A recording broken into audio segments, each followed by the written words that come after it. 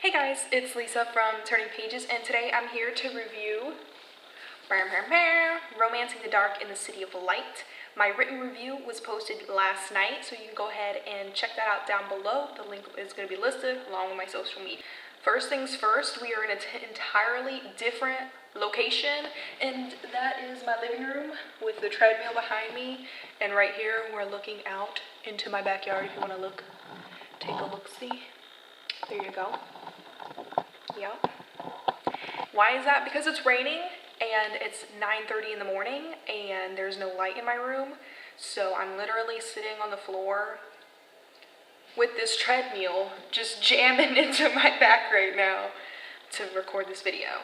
My written review went up yesterday, as I already said, and this review needed to go up yesterday, but I didn't get home till it was dark, which I hate about winter, and then obviously I can't film, because then I have that yellow light and it just looks disgusting. So I'm reviewing Romancing the Dark, just kidding. So I'm reviewing Romancing the Dark in the City of Light. This was a book I was asked to review by St. Martin's Griffin, and when I saw the cover, when I read the synopsis, when I was offered it, I couldn't resist and I had to go ahead and get it. I was looking kind of for a romancy book, like a contemporary read, just kind of end off my summer. Obviously it's already ended because it's raining outside so hard.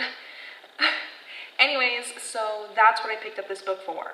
I read this book. I didn't think too much of it the first 100 pages. I was actually considering putting it down because the first 100 pages were basically gibberish to me. I didn't enjoy it. I thought it was like, I was confused as to what the point of the story was and why I was reading it. If you've read the synopsis, I don't want to go into too much detail about what the story's about, but if you've read the synopsis, then you know that it's about some teenage girl who's kind of facing these life issues and who isn't sure, what she's doing, and she's kind of lost, and her dad had just passed away, and all this stuff. She's dealing with a lot, and that's basically what the synopsis tells you, and that she lives in Paris now. I kind of thought she'd find some guy, she'd start dating, she'd go to the beach, and it'd be all cute, and then the guy ends up being somebody else. No, none of that happens. The story actually takes does a complete 360 on you. At the 100 page mark, I was seriously debating if I'm wasting my time, because it was boring. It wasn't anything special. I was confused as to what the point of the story was. I just didn't know. And I need to read 3 other books this week to be reviewed. So it's like, am I gonna read this book that kind of doesn't interest me at this point? I mean, I read probably 2/5 of it, more, I don't know, I read a lot of it. I had like a good chunk of it already, and it wasn't interesting me, wasn't pulling me in, wasn't doing anything for me. So I decided, I'm gonna read a few more pages. I want to read at least half of the book to see how it goes. I hit the 150 page mark, and like I said, the book does a 360. The book isn't about a romance, contemporary junk. It's about suicide, depression, alcoholism. It's about family and loved ones and all that stuff. And the synopsis doesn't tell you that. And if you've read my written review, you know like that. It's really frustrating for me because this is such a good book once you hit that 150 page mark. Unless you know ahead of time what it's about, but I didn't, because this book obviously just released. That this book is way more than just some romance teenage story. This is about depression and real problems and suicide and people contemplating suicide and dealing with these thoughts and ideas and all this stuff, and it doesn't mention a lick of that in the synopsis, so that's really, really frustrating to me. If I would have known that ahead of time and I was at the 100 page mark, of course I would have continued reading, because I know what's to come. But if you had no idea what this book's about and you're kind of just like, a random person who doesn't watch YouTube or who doesn't follow book blogs or who isn't really in the internet blogosphere somehow, would kind of reach this 100 page mark and be like, wow, this isn't what I was expecting, because the synopsis tells you one thing and that doesn't really happen, and you don't know that it's about this whole entire issue, and it's just so irritating. But ultimately, now that reviews are out, now that the book is up on sale in your local bookstores and stuff like that, people are reviewing it and reading it. Now you know it's not just about that. So many words, so many words.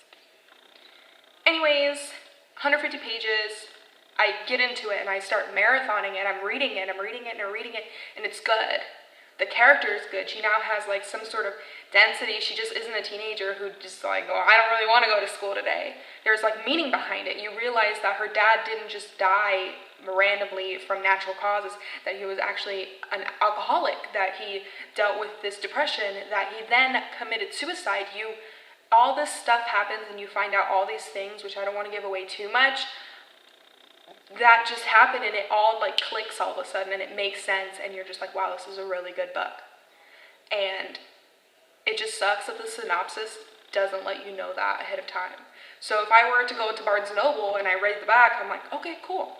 If I like this synopsis, I'm expecting a romance, teenage, contemporary book. You're not getting that. That's not what you're getting here. So it's like this complete like, the synopsis is lying to you is what this review is all about. Anyways, Romancing the Dark in the City of Light is a book I feel like we should all be reading. Is a book that kind of reminds us what we should be doing and what signs we should be watching out for, that we should be more aware of our friends, our family, our loved ones, classmates, teachers, anyone close in proximity to you. And if something's weird or different or doesn't seem right or is, abnormal, that we shouldn't just be like, okay, well, that's weird. Anyways, no, you shouldn't be doing that. You shouldn't just be brushing it off, that we should be more,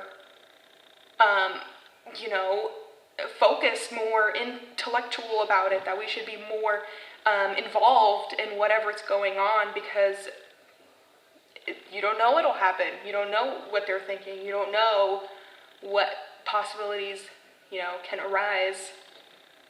Anyways, the ending is extremely explosive, meaningful, powerful, and I feel like everybody should have the chance to read this book, and everyone should read this book. Everyone should have the opportunity to be reminded of what we should be doing, of having their eyes open a little bit when it comes to these three things, depression, suicidal thoughts or suicide, and alcoholism is a huge deal, especially with college students. I'm attending college right now, and I can see it. I can see it in my classrooms. People are coming back from parties drunk. People are depressed. People are suicidal because they can't keep up with class or they can't pass this exam. It's all over the place. It's all over the place. So, Romancing the Dark in the City of Light, I'm so happy that I finished, or that I continued reading it, and that I didn't skip out on this amazing opportunity. And I feel like you guys should definitely go ahead and do that as well. So yeah. I don't want to get too much into the story, obviously, because I want it to have the same impact on you as it did on me. But I want you to know that once you hit that 100-page mark, don't stop. Continue reading. You need to. This is something you have to do, because this is something that's so important and so relevant that it's just a must. So yeah, that's what I'm here to say. I'm not here to tell you what happens in the story. I'm not here to give you spoilers. I'm here to tell you to read the book. Alrighty, guys, so that was it for my review today. Sort of, kind of review. More like a rant on crappy synopsi. Octopus, octopi, whatever. I hope you guys enjoyed. I hope it wasn't too intense, but I feel like it's something that we should all be talking about and that we should be afraid of talking about. So, yeah. Thank you guys so much for watching. Social media is always linked down below, along with my written review of books. So you can go ahead and check those out. And I will see you guys in the next video, which will be later today, because 2 videos are going up today. Because this was supposed to come up yesterday, but don't be mad. Alrighty guys, I'll see you guys later. Toodles, beesies.